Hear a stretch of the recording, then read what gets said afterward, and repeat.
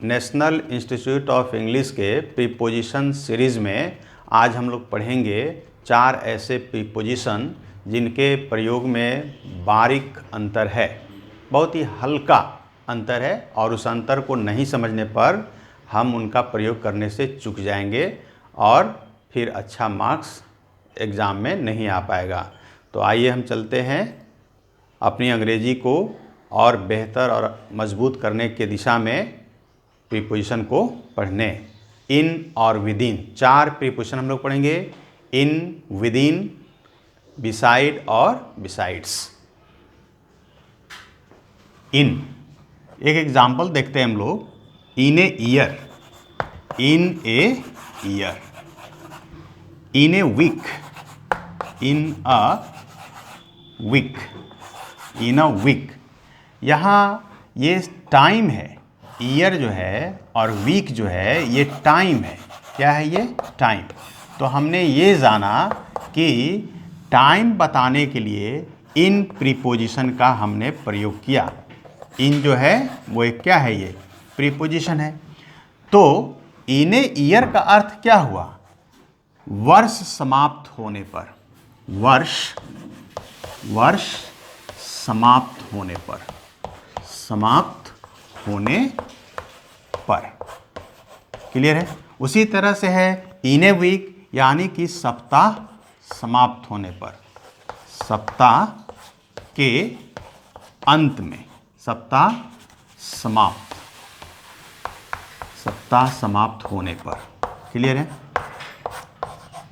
तो इस तरह से इन का प्रयोग हमने टाइम बताने के लिए तो किया, लेकिन किस तरह का टाइम बताने के लिए? सप्ताह के अंत में, वर्ष के समाप्त होने पर। जैसे he will come back, he will come back, he will come back, he will come back in a year, in a year. इस वाक्य को हम देखें तो ईयर जो है वो टाइम है। टाइम क्या है? 365 डेज का ये टाइम है। और इन जो है वो प्रीपोजिशन है और बता रहा है कि वह वापस आएगा साल के पूरा हो जाने पर, वर्ष के पूरा हो जाने पर, वर्ष का क्या हो जाने पर? पूरा हो जाने पर। ठीक है ना? You will finish, you will finish your work, your work. आप पूरा करेंगे, आप पूरा करेंगे अपने कार्य को इन a week, in a week, in a week. यानी कि ये वीक जो है वो टाइम है। क्या है? टाइम। और इन जो है उस टाइम को बता रहा है। आप पूरा करेंगे अपने कार्य को सप्ताह पूरा होने पर, सप्ताह के बाद, एक सप्ताह के बाद, यानी कि पूरा होने, टाइम पूरा होने की स्थिति को बताने के लिए हम इन प्रीपोजिशन का प्रयोग करते हैं। किसका प्रयोग करते हैं? इन, है ना? समय पूरा होने पर, समय पूरा या समाप्त, समाप्त होने पर। जो समय होता है उसी समय को बताने के लिए हम इन का प्रयोग करते हैं। जहाँ हम लोगों ने इन का प्रयोग करना सीखे, समय समाप्त होने पर इन का प्रयोग करते हैं, उसे हम एग्जाम्पल में भी देखे। और अब हम लोग सीखेंगे विदिन का प्रयोग। यह भी, इस विदिन प्रीपोजिशन का भी प्रयोग हम लोग समय बताने में ही करते हैं।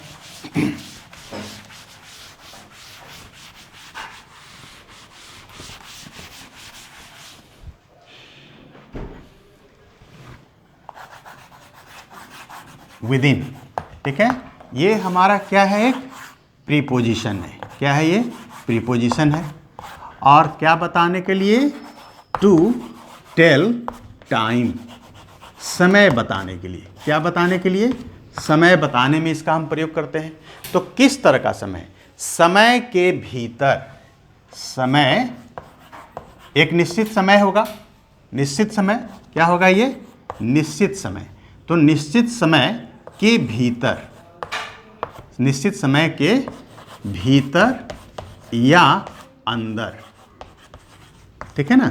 जैसे with in a year, with in a year, तो यहाँ इसका मतलब होगा ये ईयर जो है वो निश्चित टाइम है, फिक्स टाइम। क्या है ये? फिक्स्ड टाइम है। और ये विद इन जो है यह प्रीपोजिशन है इस फिक्स्ड टाइम को बताने के लिए, और इसका मतलब होगा कि एक साल के अंदर अंदर, एक वर्ष के भीतर, एक वर्ष के भीतर या अंदर अंदर, अंदर अंदर, साल के भीतर यानी कि वर्ष के समाप्त होने पर इनका प्रयोग, और वर्ष के भीतर भीतर के समय को बताने के लिए हम विद इन का प्रयोग कर लेते हैं। जैसे माई फ्रेंड विल कम, मेरा मित्र आएगा with in a year, with in a year, यानी कि एक साल के भीतर भीतर, एक साल के भीतर भीतर। तो ये विद इन प्रीपोजिशन है, और ये ए ईयर जो है वह फिक्स्ड टाइम है, और फिक्स्ड टाइम के भीतर भीतर। जैसे you will do it with in an hour, with in an hour. तो एन आवर क्या है? ये एन आवर ये हमारा फिक्स्ड टाइम है। क्या है ये? फिक्स्ड टाइम है, एक घंटा। और विद इन बता रहा है, ये विद इन क्या है?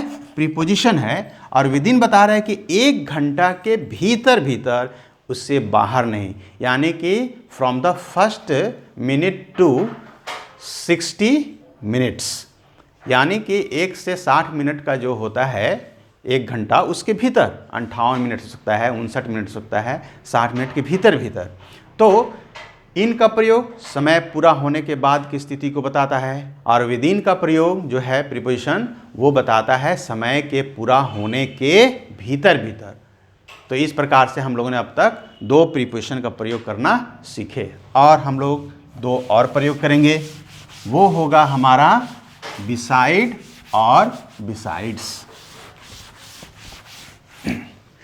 तो इस प्रकार से अभी हम लोग सीखेंगे बिसाइड्स, बिसाइड।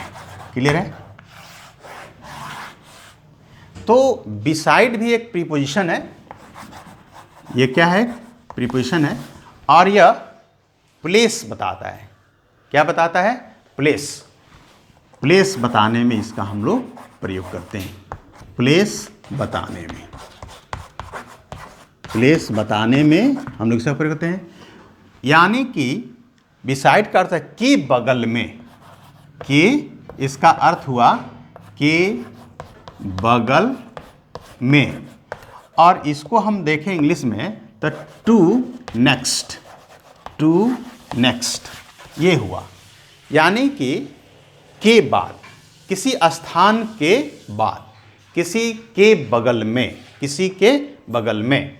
जैसे हम कहते हैं राम केम, राम आया, एंड सैट, और बैठ गया, and sat down dash Sita.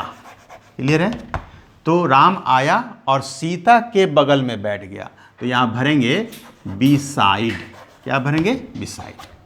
तो ये सीता जो है एक प्लेस है, सीता जहाँ बैठी वो एक प्लेस है, और उसके बाद वो आके बैठ गया सीता के बगल में।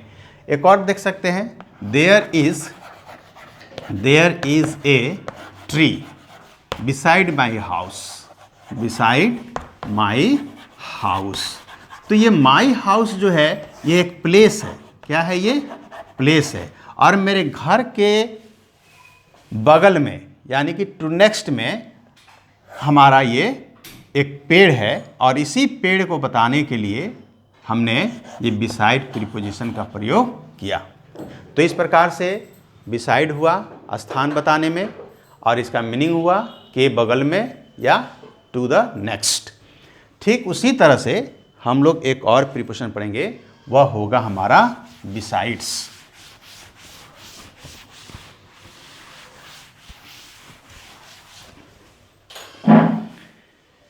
ये हमारा हो गया आपका बिसाइड्स। बिसाइड और बिसाइड्स में स्पेलिंग में जो डिफरेंस है वो है एस का, इसका ध्यान रखेंगे। ये भी एक प्रीपोजिशन है।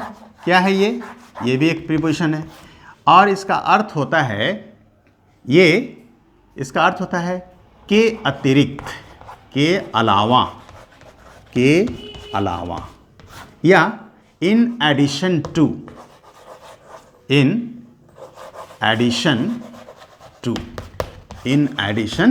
टू, ठीक है।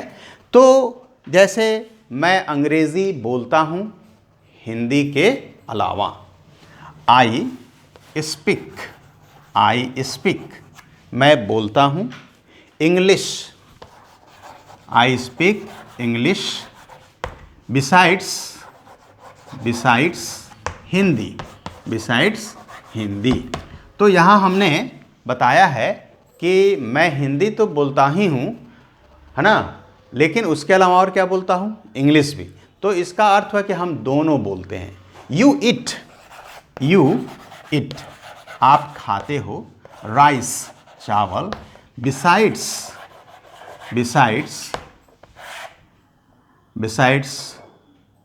चपाती, यानी कि आप रोटी तो खाते ही हैं, उसके अलावा और क्या खाते हैं आप, राइस, यानी कि दोनों। तो हमने इसके लिए बिसाइड्स प्रीपोजिशन का प्रयोग किया। तो इस प्रकार से हमने देखा 4 प्रीपोजिशन आज की इस प्रीपोजिशन सीरीज में। उसका नाम है इन और विदिन एक साथ। फिर हमने दूसरी साथ में पढ़ा है दूसरी बार आपको बिसाइड और बिसाइड्स। तो डिफरेंस क्या है इन चारों में वो हमने जाना और उसका एक एक्यूरेट जो सही प्रयोग है वो जाना। तो इन का प्रयोग समय बताने के लिए जब समय पूरा हो जाता है, विदिन का प्रयोग भी समय बताने के लिए जब समय के भीतर एक निश्चित समय के भीतर की स्थिति को बताने के लिए हम लोग विदिन का प्रयोग करते हैं। बिसाइड का प्रयोग प्लेस बताने में करते हैं, इसका अर्थ होता है के बगल में या टू द नेक्स्ट। और वहीं एक चौथा है बिसाइड्स, इसका अर्थ होता है, बिसाइड्स का अर्थ हुआ के अतिरिक्त या के अलावा। तो हमने इन 4 प्रीपोजिशन को प्रयोग किया और अब आप इनको सीखें और अब इसे अपने दैनिक जीवन में या फिर एग्ज़ाम में इसका उपयोग में लाएंगे।